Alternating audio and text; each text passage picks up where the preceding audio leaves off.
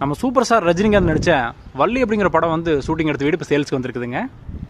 உடுமலைப்பேட்டிலேருந்து மேற்கு பொள்ளாச்சி ரோடு போடுறதுல ஒரு 8 கிலோமீட்டர் வரணுங்க. வந்தோடனே வந்து இந்த வீடு வந்து அமைஞ்சிருக்குதுங்க. இந்த வீடு கட்டி வந்து 1961 கட்டுதுங்க. 61 வருஷம் ஆச்சுங்க மொத்தம். அப்படியே நான் காமிச்சது வந்து கிழக்கு வாசல், இது வந்து வடக்கு வாசல்.